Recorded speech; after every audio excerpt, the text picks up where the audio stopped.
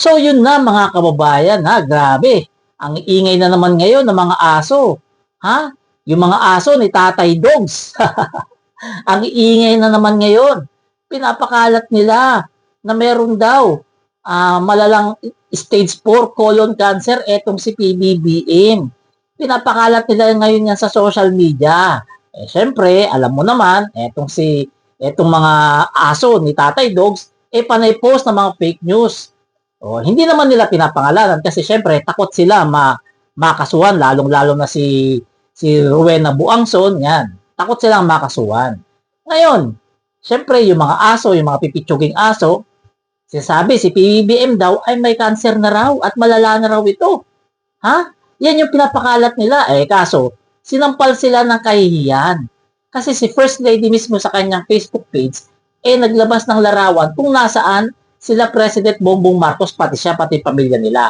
Ayun, nandun sa Ilocos Norte, kumakain, nagsasaya, nagpipiknik. Habang nagsasaya si PBBM, si Tatay Dogs, ayun, malungkot sa kulungan, wala nang uwian. Doon na mabubulok si Tatay Dogs ninyo. Di ba? Ayaw niyong tigilan si PBBM sa fake news nyo. Sabi niyo, malapit nang mamatay si PBBM dati. O sinong namatay? O di isang Duterte yung namatay. Diba? Sabi nyo, si PBBM mahinang-mahina na. O sino yung hinimatay? Si Tatay Dogs.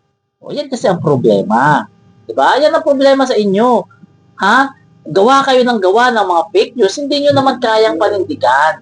Kung totoong may sakit si PBBM, makikita natin yan sa itsura niya. Bumabalik na nga yung katawan niya ngayon. Masigla na uli. Tumataba na uli yung pisngi. Nagkakaroon na uli ng katawan. Lumalaki na uli yung katawan ni PBBM. Di ba? Kasi nga, yung simpleng diverticulitis ba yun? Pinapalaki na kaagad ninyo. Ba't hindi nyo asikasuhin si Digong? Yung kaligtasan niya ron, baka nasisiraan na ng ulo kasi nakakulong isang taon na, wala nang uwian talaga yan. Di ba? Wala nang uwian yan si Tatay Dogs ninyo. Yan ang intindihin ninyo. Ha? Kung paano makauwi dito si Tatay Dogs. At huwag kayo mag-imbento o mag-fake news na si PBBM ay may cancer. Yan kasi ang problema di ba? Hanggang ganyan na lang kayo. Hanggang yan lang ang kaya nyong gawin. Di ba? Kasi nga si Sara, mai-impeach na at hindi na makakatakbo. Hindi na makakatakbo kaya si Bongo panay-ikot na ngayon. Panay-pakit na itong si Senator Bongo. Kahit nag-e-bike na rin, di ba?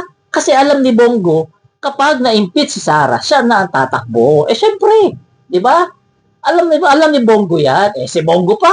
Hindi naman sila magkasundo ni Sara. Alam naman ng lahat yan. Di ba? Kaya alam ni Bongo gagawin niya. Malay mo, nananalangin si Bongo na ma-impeach talaga si Sara para siya na yung tatakbong presidente. Malay lang ha. Di ba? Kaya mga kababayan sa mga aso ni Tatay Dogs, imbes na gumawa kayo ng fake news kay PBBM, pag-isipan ninyo kung paano makakauwi rito si Tatay Dogs. Yan ang pag-isipan ninyo na mabuti. Yung 300,000 na pirma nyo, dagdagan nyo pa. Di ba nga 32 million kayo? Ano nangyari sa 32 million? Asan na yung 32 million? Bakit 300,000 lang yan? Ilang buwan na yan? 4 na buwan? 300,000 lang? Hindi ba kayo nahiya? 300,000 lang yung nakuha nyo para kay Tatay Dogs na pirma? Ha? Sabi nyo, 32 million kayo, 4 na buwan, o isang buwan, 2 buwan, 300,000 lang.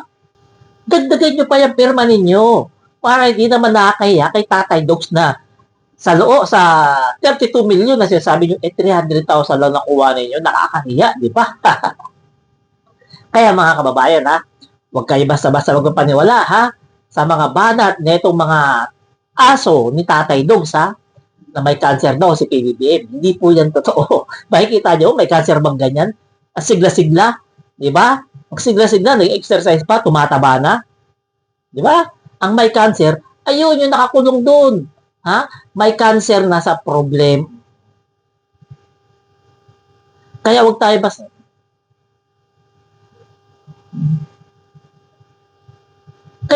basta-basta magpapaniwala, Tandaan natin kapag ang balita o ang impormasyon galing sa mga aso ni Tatay Dogs, fake news ka agad yan.